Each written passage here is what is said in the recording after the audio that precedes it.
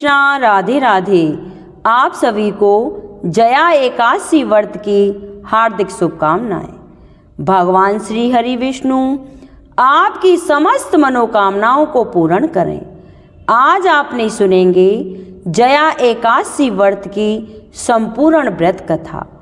तो आप सभी इस कथा को श्रद्धा भाव से पूरा सुनना और शुरू करने से पहले कमेंट बॉक्स में विष्णु भगवान की जय हो अवश्य लिखना और साथ ही मीना भारद्वाज भक्ति सागर चैनल को सब्सक्राइब जरूर कर लेना।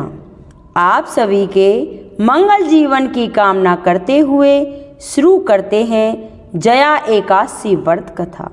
बोलो विष्णु भगवान की जय। बोलो श्री कृष्ण कन्हैया लाल की जय। धर्मराज युधिष्ठिर बोले, हे भगवान, आपने माघ माह के कृष्ण पक्ष की षटतिला एकादशी का अत्यंत सुंदर वर्णन किया। आप स्वदेश, अंडज, उद्भिज और जरायुज चारों प्रकार के जीवों के उत्पन्न करता, पालन तथा नाश करने वाले हैं। अब आप कृपा करके माघ माह के शुक्ल पक्ष की एकादशी का वर्णन कीजिए। इसका क्या नाम है, इसके व्रत की क्या विधि है और इसमें कौन से देवता का पूजन किया जाता है। तब श्री कृष्ण भगवान कहने लगे, हे राजन, इस एकादशी का नाम जया एकादशी है। इसका व्रत करने से मनुष्य ब्रह्म हत्या आदि पापों से छूटकर मोक्ष को प्राप्त होता है तथा इसके प्रभाव से भूत पिशाच आदि योनियों से मुक्त हो जाता है। इस व्रत को विधि पूर्वक करना चाहिए।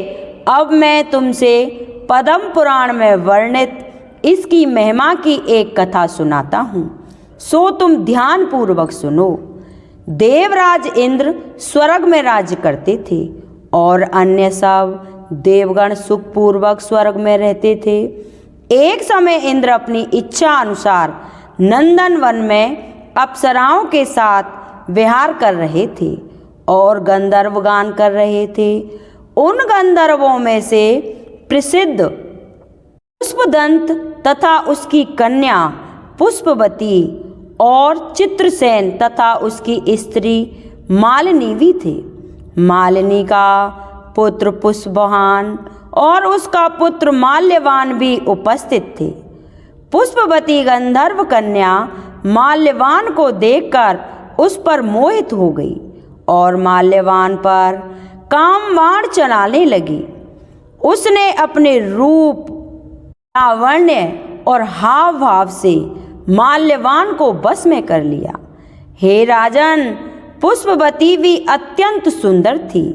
अब वे इंद्र को प्रसन्न करने के लिए गान करने लगे, परंतु परस्पर मोहित हो जाने के कारण उनका चित्त भ्रमित हो गया।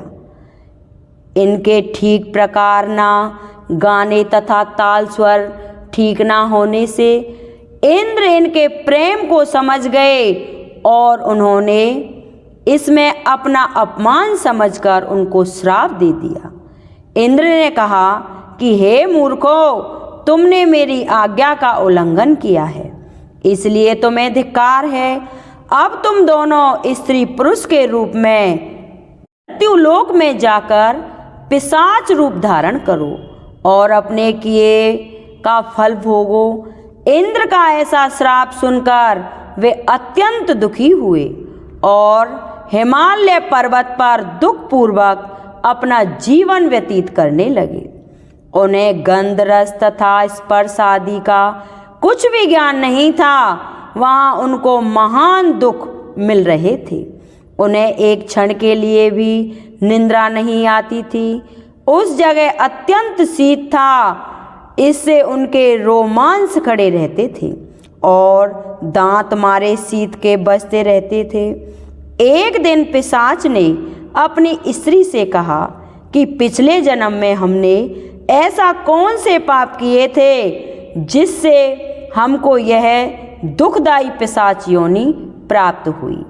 इस पिशाच योनि से तो नरक के दुख सहना ही उत्तम है, अतः हम अब किसी प्रकार का पाप नहीं करना चाहिए। इस प्रकार विचार करते हुए वह अपने दिन व्यतीत कर रहे थे। देव योग से तभी माघ मास में शुक्ल पक्ष की जया नामक एकादशी आई। उस दिन उन्होंने कुछ भी भोजन नहीं किया और ना कोई पाप कर्म ही किया, केवल फल फूल खाकर ही दिन व्यतीत किया और साय समय महान दुख से पीपल के वृक्ष के नीचे बैठ गए। उसी समय सूर्य भगवान अस्त हो रहे थे।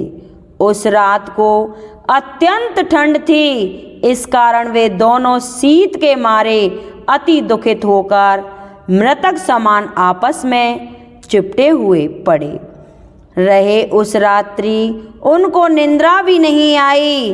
हे राजन, जया एकादशी के उपवास और रात्रि के जागरण से दूसरे दिन प्रभात होते ही उनकी पिशाच योनि छूट गई। अत्यंत सुंदर गंधर्व और अप्सराओं की देह धारण कर सुंदर वस्त्राभूषणों से अंकलित हो उन्होंने स्वर्गलोक को प्रस्थान किया। उस समय आकाश में देवता तथा गंधर्व उनकी स्तुति करते हुए पुष्प वर्षा करने लगे। स्वर्गलोक में जाकर उन दोनों ने देवराज इंद्र को प्रणाम किया। इंद्र इनको पहले रूप में देखकर अत्यंत आश्चर्यचकित हुए और पूछने लगे कि तुम अपनी पिशाच योनि से किस प्रकार छुटकारा पाया, तो सब कुछ बताओ। तब माल्यवान बोला, हे देवेंद्र, भगवान विष्णु की कृपा और जया एकादशी के व्रत के प्रभाव से ही हमारी पिशाच देह छूटी है। तब इंद्र ने कहा, हे माल्यवान, भगवान की कृपा और एकादशी के व्रत करने से न केवल तुम्हारी पिशाच योनि छूट गई, वरना हम लोगों के भी बंधनीय हो गए हो, क्योंकि विष्णु और शिव के भक्त हम लोगों के वंदनीय हैं। अतः आप धन्य हैं। अब आप पुष्पति के साथ जाकर विहार करो। तब श्री कृष्ण जी कहने लगे, हे राजा युधिष्ठिर, इस जया एकादशी के व्रत से बुरी योनि छूट जाती है। जिस मनुष्य ने एक एकादशी का व्रत किया है उसने मानो सब यज्ञ जप दान आदि कर लिए। जो मनुष्य जया एकादशी का व्रत करते हैं वे अवश्य ही हजारों वर्ष तक स्वर्ग में वास करते हैं और मनुष्य अपने जीवन के सभी सुखों को भोगता हुआ अंत में वैकुंठ धाम को प्राप्त करता है। जया एकादशी व्रत रखें तो कूटू और सिंघाड़े का आटा, रामदाना, वे से बनी मिठाइयाँ और दूध, दही और फलों का प्रयोग करना चाहिए। और अगर दान करना चाहते हैं तो इन्हीं चीज़ों का दान करना चाहिए। यह दान उत्तम माना जाता है। जया एकादशी के दिन पानी में तिल मिलाकर स्नान करने से और तिल का दान करने से अक्षय फलों की प्राप्ति होती है। जया एकादशी का व्रत करने के लिए उपासक को व्रत के एक दिन पूर्व यानी कि दशमी के दिन दोपहर के बाद में अन्न ग्रहण नहीं करना चाहिए और एकादशी के दिन सुबह जल्दी उठकर स्नान करे और व्रत का संकल्प ले। इसके बाद में धूप, दीप, फूल, फल, पंचामृत आदि अर्पित करके भगवान श्री हरि विष्णु और श्री कृष्ण भगवान की पूजा अवश्य करनी चाहिए। बोलो वृंदावन बिहारी लाल की जय। सुनेंगे एकादशी माता की दूसरी कहानी जो 12 मासी है। हर कथा के बाद में अवश्य सुननी चाहिए। बोलो एकादशी माता की जय हो। एक लड़का सूट बूट पहनकर अपनी ससुराल पत्नी को लेने जा रहा था। रास्ते में एक गाय कीचड़ में फंसी हुई थी। वह लड़के से कहने लगी कि बेटा, मैं कीचड़ में फंसी हुई हूँ, मुझे हाथ देकर बाहर निकाल दो। तो वह कहने लगा कि नहीं नहीं, यदि मैं कीचड़ में हाथ डालूंगा तो मेरे कपड़े गंदे हो जाएंगे। मुझे तो अपनी पत्नी को लेने ससुराल जाना है। तो वह गाय क्रोधित होकर श्राप देती है कि अच्छा, तुम ससुराल जाओ, तुम वहाँ पर नहाओगे तो आधा गधा और खाओगे तो पूरा गधा बनोगे। वह ससुराल पहुँच जाता है और उसके साले कहने लगे कि जीजा जी, आप नहा धोकर खाना खा लो। तब वह कहता है कि मैं नहीं नहाऊंगा। उसका साला कहता है कि ठीक है, आप खाना तो खा लो। तब वह खाने से भी इनकार कर देता है। सब परेशान हो जाते हैं, जीजा जी ऐसा क्यों कर रहे हैं, ना तो नहा रहे हैं ना ही खा रहे हैं। तभी उसकी पत्नी कहने लगी कि आप क्यों नहीं नहाते हो और क्यों नहीं खाते हो। तब वह लड़का कहने लगा कि गाय की बात अपनी पत्नी को बताता है और कहता है कि मुझे गाय ने श्राप दिया है कि नहाऊंगा तो आधा गधा बन जाऊंगा और खाऊंगा तो पूरा गधा बन जाऊंगा। तब पत्नी कहती है कि कोई बात नहीं, आप नहा लीजिए व कुछ खा लीजिए, मैं वचन देती हूँ कि मैं आपका साथ दूंगी। तब वह लड़का अपनी पत्नी की बात मानकर नहाने के लिए तैयार हो जाता है और खाने बैठता है तो वह पूरा गधा बन जाता है। सब उसको गधा समझकर भगाने लगते हैं। तो उसकी पत्नी उनसे कहती है कि इन्हें मत मारो, ये मेरे पति हैं, इन्हें गाय का श्राप लगा है, इसलिए ये गधा बन गए हैं। आप मुझे इसके साथ ही विदा कीजिए। अब उसे उस गधे के साथ विदा कर देते हैं। वह गधे को लेकर एक जगह झाड़ के नीचे डेरा डाल लेती है। दिन भर मेहनत मजदूरी करती है और 12 आने गधे पर खर्च करती है और 4 आने खुद पर खर्च करती है और बोझ गधे पर ना डालकर खुद ढोती है। इस प्रकार वह रोज करती है। तो रानी महलों की खिड़की में से रोज यह नज़ारा देखती थी कि ऐसा इसे कौन सा दुख है, यह ऐसा क्यों करती है। एक दिन वह दासी को भेजकर उसे अपने महल में बुलाती है और पूछती है कि तुम ऐसा क्यों करती हो। तब वह कहती है, तुम वचन भरो कि तुम मेरी मदद करोगी तो मैं तुम्हें अपना दुख बताऊंगी। तो रानी वचन भरती है कि बहन मैं वचन भरती हूँ। तब वह सारी बात बताती है और कहती है, इस प्रकार मेरे पति को श्राप मिला है और इसी वजह से यह गधा बन गया है। तब रानी पूछती है कि इसका उपाय क्या है। तब वह बताती है, यदि किसी ने 24 एकादशी करी हों और वह संकल्प करके इसे 24 एकादशियाँ दे दे तो मेरे पति पहले की तरह ठीक हो जाएंगे। तब राज्य में ऐलान किया गया कि 24 एकादशी जिसने भी की हों वह राज दरबार में आए। तब एक बुढ़िया को लाया जाता है। जैसे ही बुढ़िया संकल्प करके एकादशी देती हुई नहाती है और उसके नहाने का पानी उस गधे पर गिरता है, वैसे वैसे वह गधा लड़के के रूप में आने लगता है। बुढ़िया लालच करके एक एकादशी रख लेती है तो उसका एक कान गधे का रह जाता है। सब कहते हैं, यह क्या हुआ। तब बुढ़िया कहती है कि मैं भूखी प्यासी मरी, सो मेरे पास तो एकादशी तो रहनी है। तो तब सब कहने लगे, हे नहीं, तुमने संकल्प किया है, सारी एकादशियाँ इस लड़के को दे दो, वरना यह पूरी तरह लड़का नहीं बन पाएगा।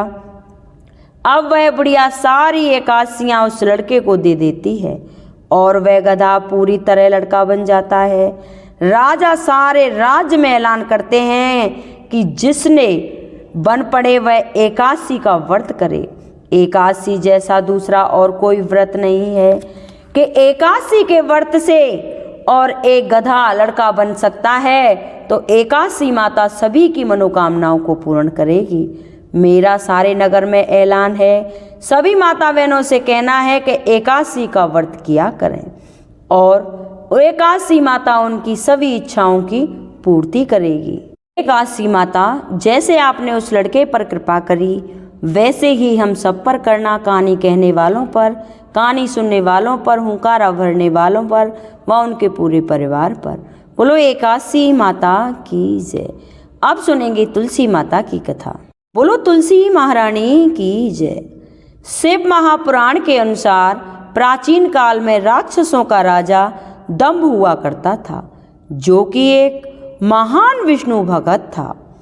कई वर्षों तक संतान न होने के कारण राजा दंभ ने शुक्राचार्य को अपना गुरु बनाया और उनसे श्री कृष्ण का मंत्र प्राप्त किया। इस मंत्र को प्राप्त करने के बाद उन्होंने पुष्कर सरोवर में तपस्या की। भगवान विष्णु उनकी तपस्या से बहुत ही प्रसन्न हुए और उन्होंने संतान प्राप्ति का आशीर्वाद दे दिया और राजा दंभ के यहाँ एक पुत्र ने जन्म लिया। उस पुत्र का नाम रखा शंखचूर्ण। बड़े होकर शंखचूर्ण ने ब्रह्मा जी को प्रसन्न करने के लिए पुष्कर में घोर तपस्या की थी।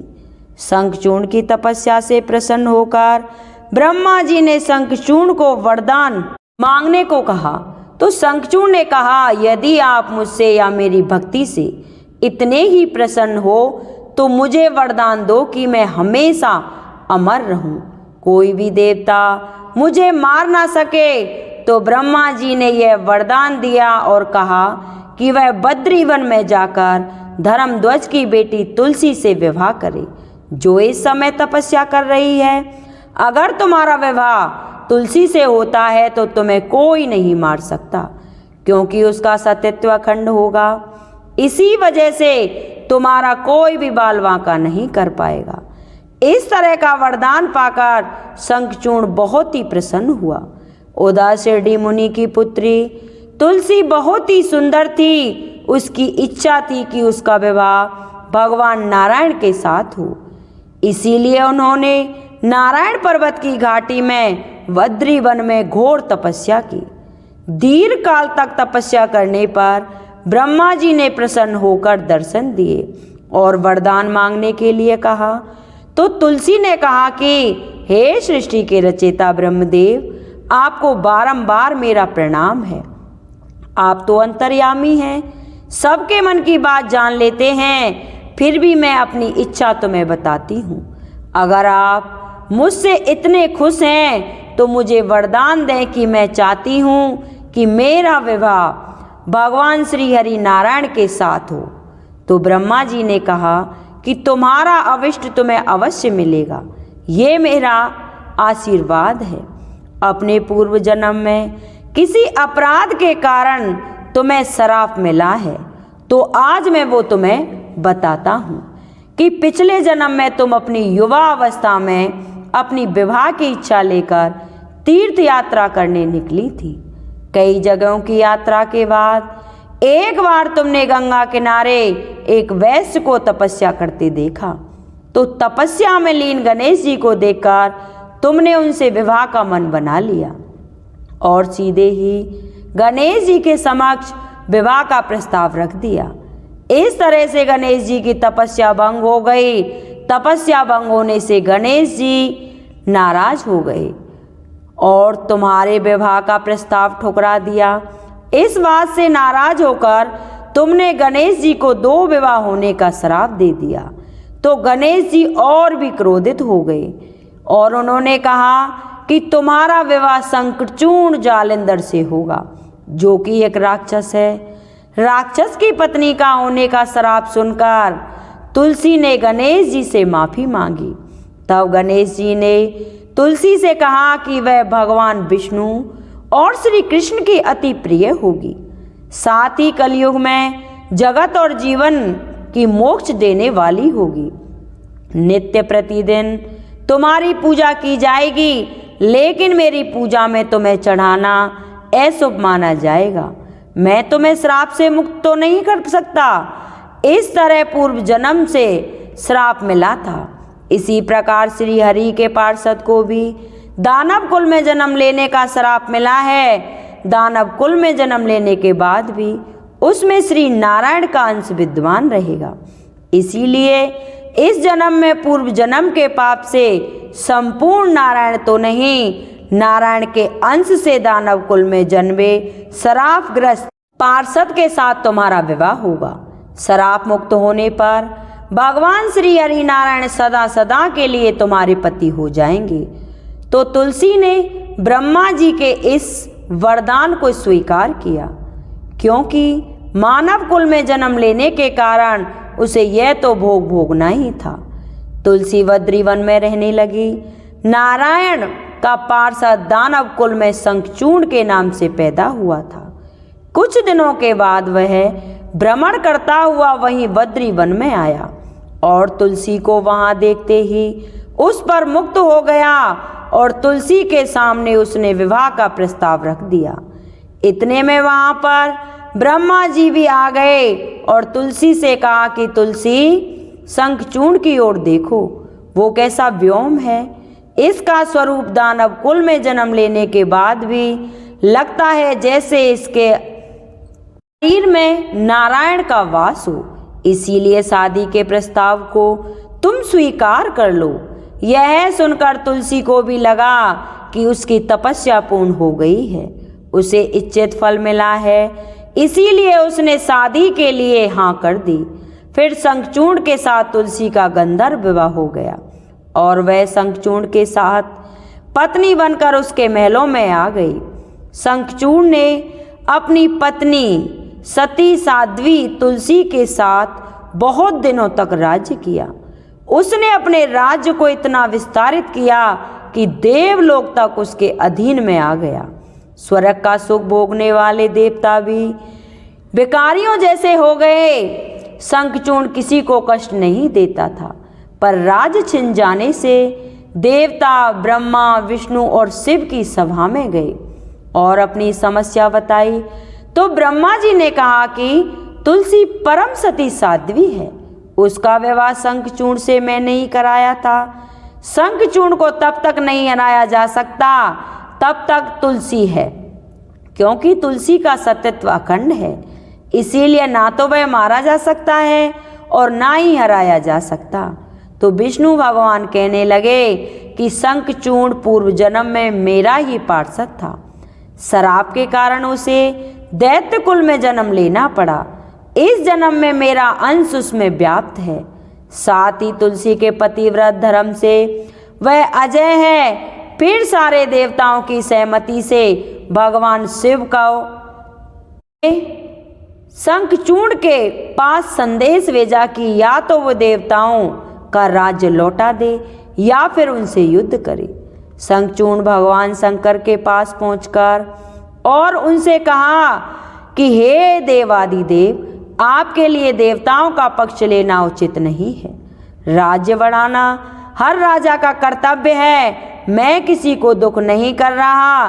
देवताओं से कहिए कि वे मेरी प्रजा बनकर रहें। मैंने आपका भी कभी कोई अपमान नहीं किया है। हमारा आपका युद्ध करना शोभनीय नहीं देता।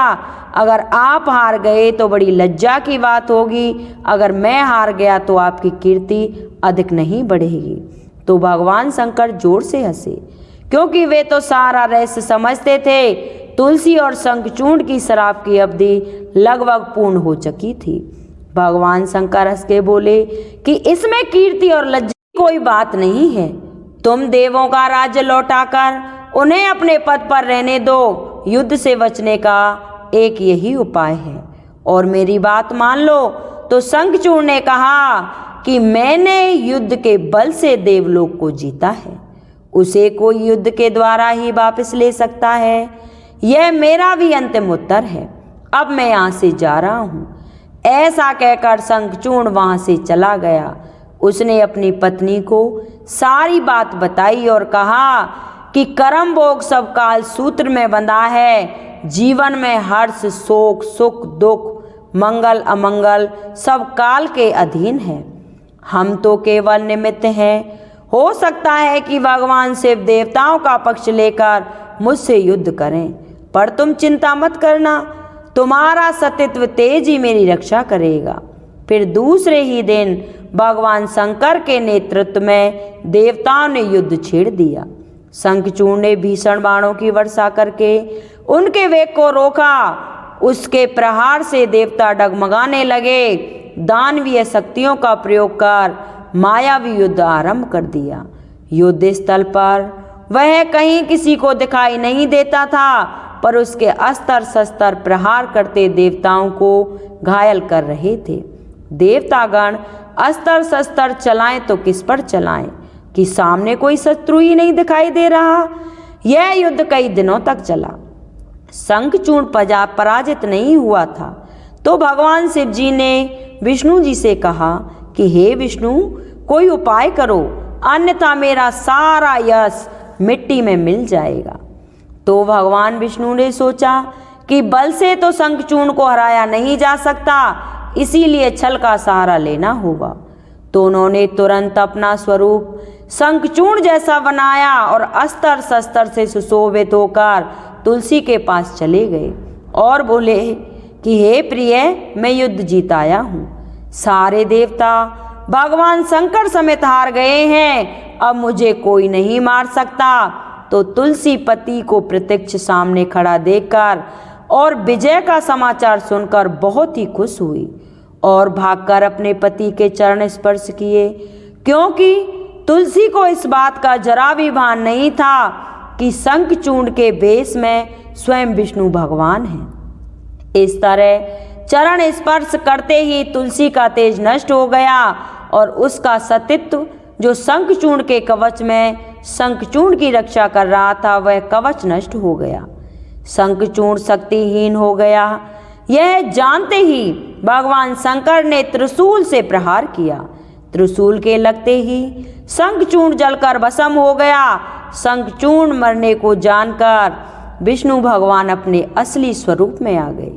तो तुलसी अपने पति शंखचूड़ के स्थान पर भगवान विष्णु को खड़ा देखकर बहुत ही आश्चर्यचकित हुई। वह तुरंत उसकी समझ में आ गया कि यह स्वयं नारायण ने उसके साथ छल किया है। तो उसे बहुत ही क्रोध आया और क्रोध में आकर उसने श्राप दिया कि एक स्त्री का सतीत्व भंग करने के अपराध में तुम एक पत्थर बन जाओ। भगवान विष्णु ने तुलसी के श्राप को शिरोधार्य करके कहा कि हे देवी, तुम्हारे अथवा शंखचूड़ के कल्याण के लिए मुझे ऐसा करना पड़ा। अब तुम भी शरीर त्याग कर तुलसी विरला के रूप में जन्म लोगी और मेरी पूजा तुलसी दल से होगी और मैं सालग्राम बनकर पत्थर बनूंगा और मेरे शीश पे तुम आदर से विराजमान होगी और शंखचूड़ की हड्डियों से शंख की उत्पत्ति होगी और शंख की ध्वनि से देवताओं तथा मेरी पूजा आराधना होगी। जहाँ शंख की ध्वनि होगी मैं वहाँ मंगल में विराजमान रहूँगा। तुमने पूर्व जन्म में मुझे पाने के लिए बद्री वन में बहुत बड़ी तपस्या की थी। अब से हमेशा मेरी पूजा में तुलसी दल अवश्य चढ़ाया जाएगा। अगर कोई तुलसी दल नहीं चढ़ाएगा तो उसकी पूजा पूर्ण नहीं मानी जाएगी। तभी से तुलसी को धार्मिक अनुष्ठानों में विशेष महत्व दिया गया। बोलो तुलसी माता की जय हो। अब सुनेंगे माघ महात्म्य की कथा। बोलो विष्णु भगवान की जय। देवदूत ने कहा, केरल प्रदेश में एक ब्राह्मण जिसका नाम वसुदा था, वह रहता था। समय की गति उसके धन का हरण उसके ही बंधु तथा बांधवों ने कर लिया। इस कारण वह अत्यंत निर्धन हो गया। वह अपने उदर की पूर्ति भी कठिनता से कर पाता था। उदर पूर्ति के लिए वह जगह जगह भटकता फिरता था तथा अनेक रोगों से पीड़ित भी हो गया। अपना अंत समय निकट सोचकर वह तीर्थ यात्रा पर निकल गया। समय की बलिहारी एक दिवस भूख से पीड़ित विंध्याचल पर्वत पर उसका प्राणांत हो गया। अतः समय उसका कोई भी बंधु बांधव उसके निकट नहीं था। उसकी अंत्येष्टि भी विधि पूर्वक नहीं हो सकी और मृत्यु के पश्चात वह प्रेत योनि को प्राप्त हुआ। प्रेत रूप में वह उसी वन में एक बड़ के पेड़ पर वास करने लगा। पिशाच योनि में वह अत्यंत दुखी रहता। वह निरंतर सोचता कि पिछले जन्म में उसने जाने अनजाने में कोई दुष्ट कर्म किया है, फिर उसको यह पाप योनि क्यों मिली। दिव्य दृष्टि से उसको पता चला कि अनेक जन्म पूर्व उसने कुछ दुष्ट कर्म किए थे तथा ब्राह्मण योनि में वह विद्वान होते हुए भी अविष्ट अधर्मी बना रहा। कभी उसने सत्कर्म नहीं किए, पेटू ब्राह्मण ही बना रहा। जो व्यक्ति मनुष्य योनि में धर्म कर्म अथवा दान आदि नहीं करता, माता पिता की सेवा नहीं करता, चुगली निंदक तथा हिंसक बना रहता है, वह अगले जन्म में निकृष्ट योनि को प्राप्त होता है तथा मृत्यु के पश्चात भी दुखी भोगता है। एक दिवस विंध्याचल पर्वत पर वापस जाते समय उस प्रेत ने एक ब्राह्मण का सागर भरे जल की कंधे पर ले जाते देखा। वह ब्राह्मण त्रिवेणी पर स्नान करके पवित्र हृदय से माता पिता के उपयोग हेतु भरी गागरों में पवित्र जल ले जा रहा था। भयानक प्रेत योनि युक्त केरल के ब्राह्मण ने उस पथिक ब्राह्मण का मार्ग रोक लिया और भयानक वाणी में बोला, ओ भय मत करो, मैं अत्यंत प्यासा हूँ, मुझे जल दे दो। पथिक उस भयंकर रूप को देखकर भय से कांपने लगा तथा कातर वाणी में बोला, अरे तू कौन सा भयंकर जीव है, तेरी प्रकृति भयानक है, परंतु तू दुर्लभ, पतला तथा परेशान भी दिखाई देता है। प्रेत ने कहा, हे धर्मात्मा, मैं पिछली योनि में उत्तम कुल का ब्राह्मण था। मैंने ब्राह्मण होते हुए भी दान धर्म यज्ञ तप नहीं किया, कभी रात्रि में जागरण करके ईश्वर वंदना नहीं की, कभी पितरों का तर्पण व श्राद्ध भी नहीं किया। अतः मैं अपने ही बांधवों द्वारा सताया गया तथा निकृष्ट प्रेत योनि को प्राप्त हुआ हूँ। पूर्व जन्म के इस पाप के कारण वन में अनेकों उपभोग व खाने योग्य वस्तु हैं, परंतु मैं ज्ञान नष्ट होने के कारण कुछ भी खाने योग्य नहीं है। तुम्हारे भरे जल की गागरों को देख मुझे पिछले जन्म का स्मरण हो आया है, अतः प्यास जागृत हो गई है। वैसे मैं प्रेत योनि में केवल वायु पीकर सर्पों की तरह जीवित हूँ। हे ब्राह्मण, आपको देखकर मुझे स्मरण होने लगा है कि आप विष्णु भक्त हो। यदि सत्य है कि दूसरे का धन हरण करने वाले नीचे कुरूप मूर्ख बेईमान माता पिता द्रोही निहित दुर्गण डरपोक नपुंसक सदैव दुखी भोगते हैं। यह भी सत्य है कि जो व्यक्ति धूप गुड़ तेल गौए स्वर्ण चांदी धन भोजन वस्त्र आदि दान देते हैं, वह मनुष्य योनि में तथा मृत्यु के पश्चात भी सुख भोगते हैं। मुझे सारस के वचन याद आ रहे हैं, जो अत्यंत धर्मात्मा था तथा ब्रह्म कृपा स्वरूप इस जीविका नदी तट पर विचरण करते समय संयोगवश उसको मेरे से मिलाप हो गया था। उसके वचन अत्यंत मधुर तथा कर्णप्रिय थे, जो मुझे आज भी याद हैं। बोलिए विष्णु भगवान की जय। आपको हमारी ये कथा कैसी लगी, कृपया कमेंट बॉक्स में ज़रूर बताना। राधे राधे।